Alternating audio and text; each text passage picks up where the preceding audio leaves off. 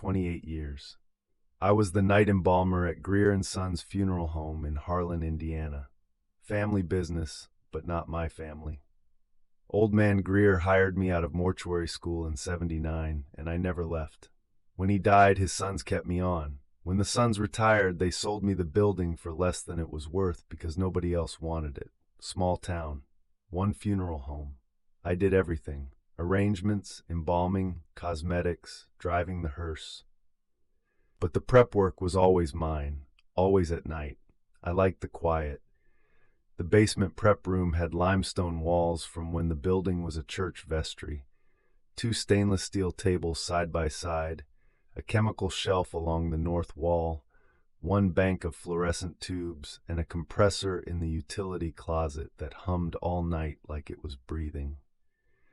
I knew that room better than my own kitchen.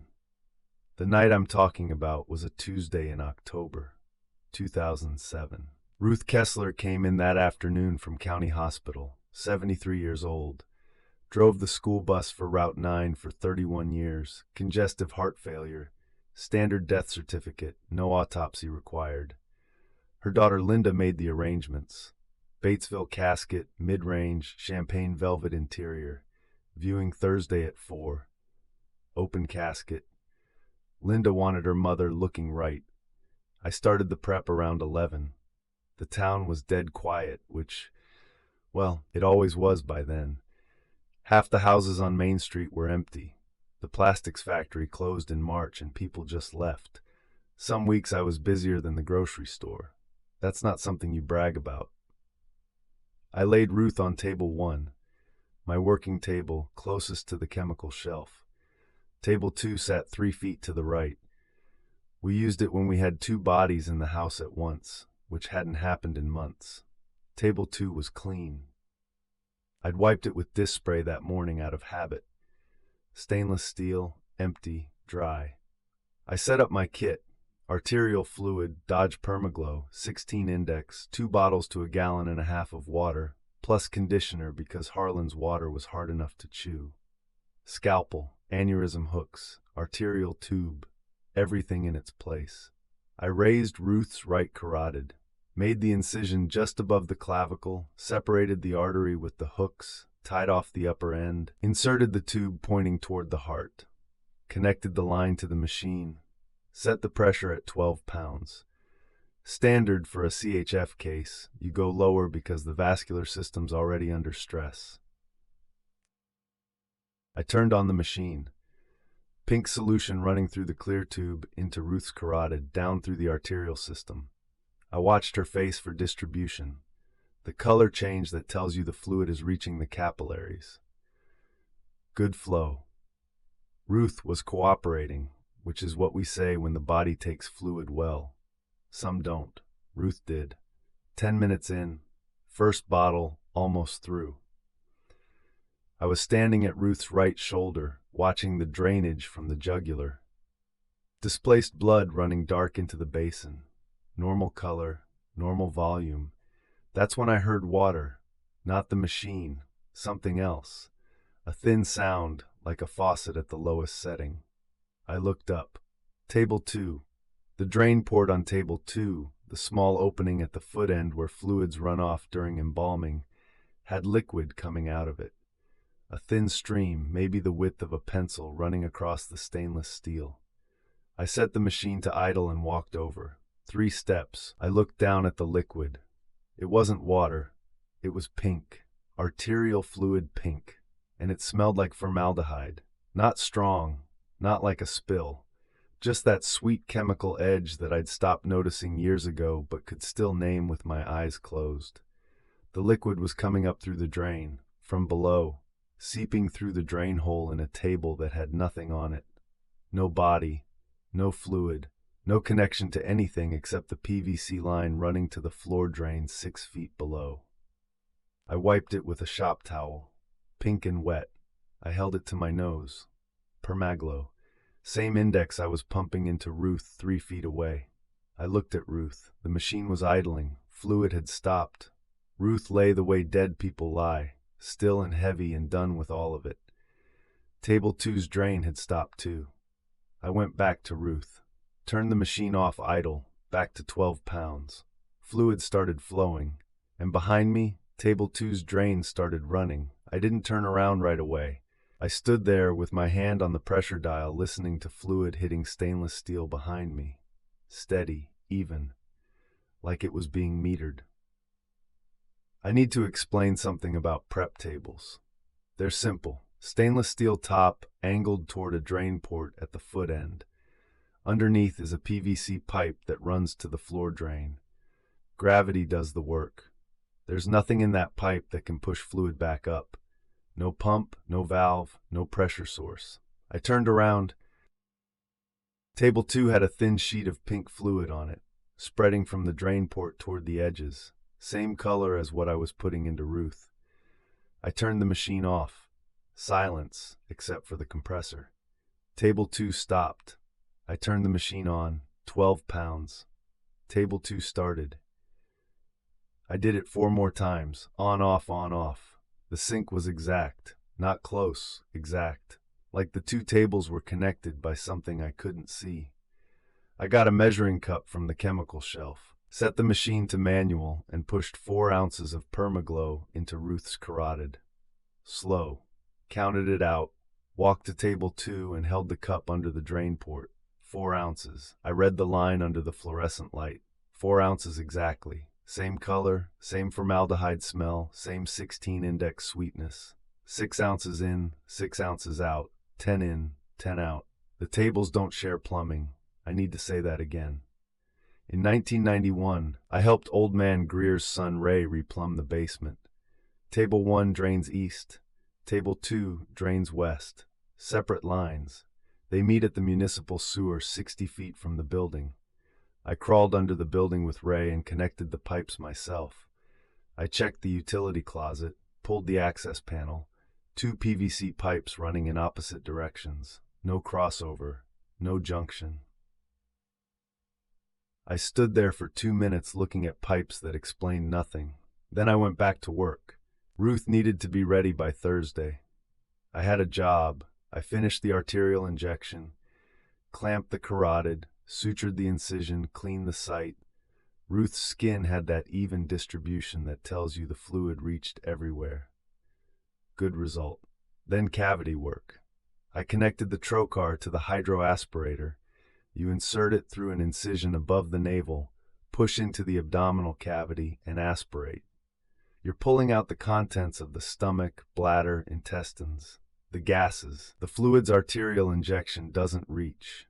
The sound a hydroaspirator makes, it's a wet grinding, like a garbage disposal underwater. I'd heard it 6,000 times.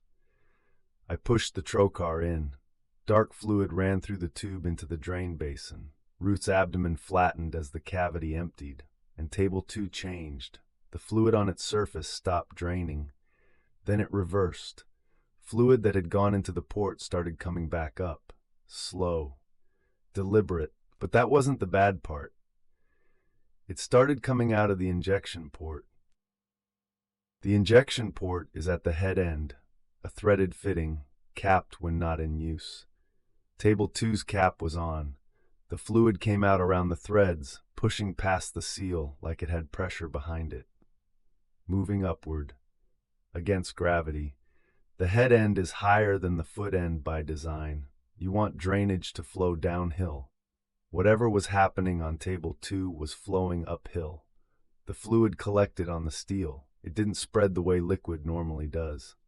It gathered in specific places, shoulders here, waist, narrower, wider at the hips, 2 lines running toward the foot end. I set the trocar down because my hand wouldn't stop shaking. The fluid on table 2 had formed the outline of a person, adult-sized, on its back, arms at the sides. The shape was precise, like someone had drawn it with a ruler and filled it in. I looked at Ruth, on her back, arms at her sides, same position. The compressor hummed, the fluorescent light buzzed. I stood between 2 tables, one with a body and one with the shape of a body made from the fluid I'd been putting into the first one. I don't know how long I stood there. The compressor cycled off and the room went truly quiet, and that was worse. I did what embalmers do. I tried to make it mechanical, pulled a fresh glove, the other one had cavity fluid on it, and reached toward the outline on table 2. I touched the surface where the chest would be. Gasps. It was warm. Not room temperature, not the cold of stainless steel at 2 in the morning. Warm. The kind of warm that means blood is moving underneath. I jerked my hand back. The fluid on my fingertip was pink and viscous, and when I rubbed my thumb across it, I don't know how to say this. It felt like the fluid had a pulse, a faint throb, once, twice, then nothing. I stepped back. The outline's proportions matched Ruth. I'd measured her during intake. 63 inches, 142, 15-inch shoulders. I didn't measure the outline, didn't need to. My eye has been calibrated by 3 decades of fitting bodies into caskets. Who do you call? The police? My table is leaking upward. A plumber at 2 in the morning? I decided to drain it. Opened the valve at the foot end. Fluid ran off. Sprayed the table with dish spray. Wiped it with clean towels. Stainless steel. Empty. Dry.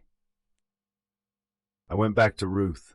Sutured the trocar incision. Purse string sutures. Standard closure. Washed her. Started setting features. Cotton in the nostrils. Eye caps under the lids. Mouth closed with the needle injector. Lips sealed with superglue along the inner margin. The work settled me. This was normal. I turned around to get feature builder cream from the shelf. Table 2 had fluid on it again. Same outline, same shape, but something was different. The outline had hands, positioned hands, folded over the chest, left over right, the way you set them for a viewing, the way Linda Kessler had specifically requested for her mother. Ruth's hands were still at her sides. I hadn't positioned them yet. That was always last, right before casketing. The outline was showing me Ruth with her hands folded before I'd folded them. My mouth went dry. I did something I never do, positioned the hands early. Left over right, interlocked at the fingers, resting on the abdomen. Set them with cotton packing and a positioning block. I turned back to table 2. The outline's hands had moved. At the sides now, palms down. Whatever table 2 was showing me, it wasn't copying Ruth, it was ahead of her, and now it was doing something different. I finished Ruth. Cosmetics, foundation, rouge, lip color. Dressed her in the blue cardigan the family provided, casketed her in the Batesville, rolled her to the chapel cooler upstairs. I came back down.